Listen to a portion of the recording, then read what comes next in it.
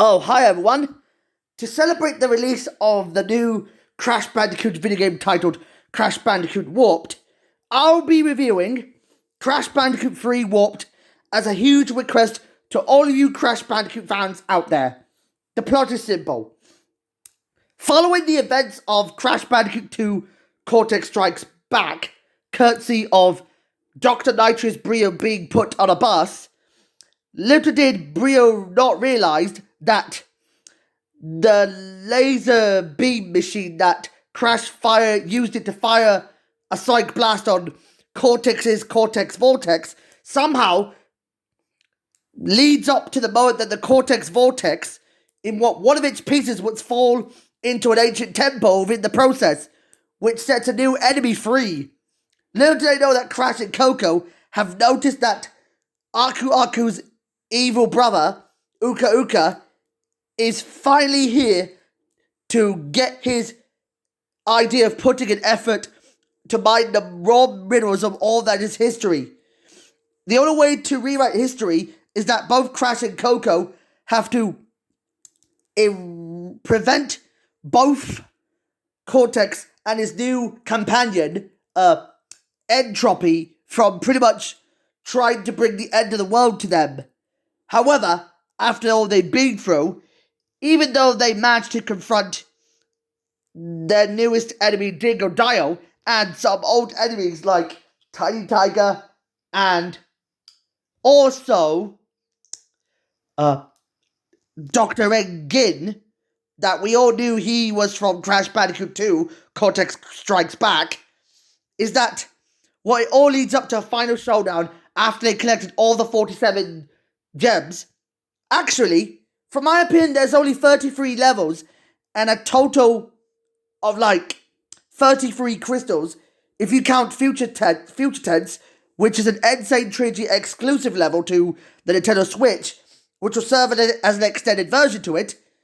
This is where the Beware the Superman montage would happen. For some reason, speaking of Superman, as I know, I've been dying to you all know that this is going to be one heck of a cracker. I understood that there's only 47 gems and 33 crystals, and they added the relics and some time trials. Yeah, I have nothing against the time trials, but at least there's no minigames involved, like in that ill-fated Crash Boom Bang. Because I don't like the way minigames put minigames in it, because I'm not really good at minigames. But now, where was I?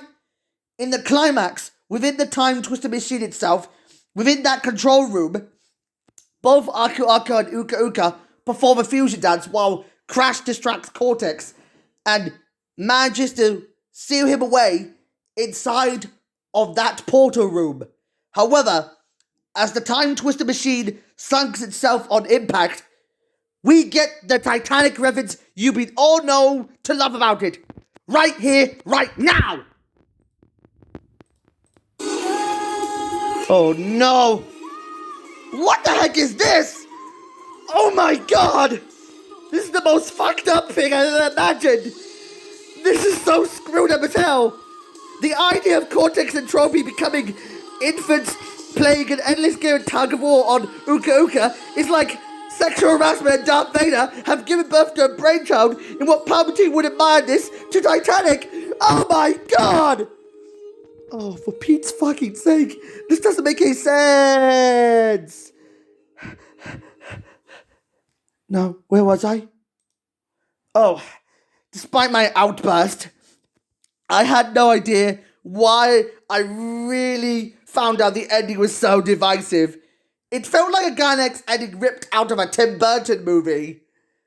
Although I like the mechanics and some songs like Under Pressure, which is like Surface Pressure from Encanto, but it's like a predecessor to that song from that movie of the same name from Disney. Yeah, despite this, they also gave you a secret code like Easter egg to Spyro the Dragon. And I noticed that Leonardo DiCaprio had been auditioning to pretty much get the role for portraying one of the most interesting characters I could imagine.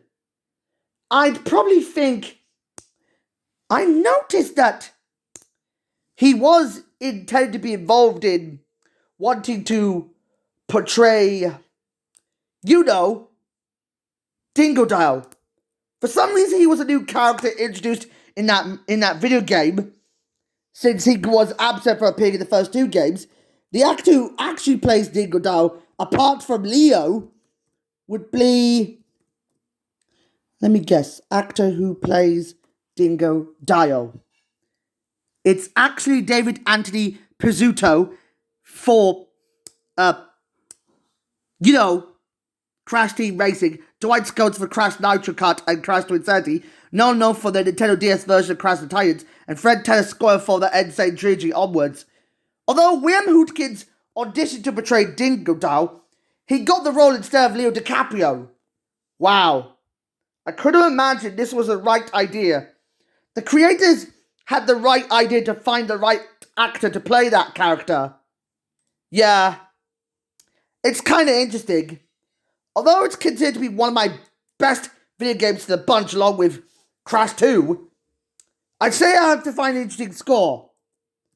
I think 7.7 out of 10. There you go. That's better. Yeah.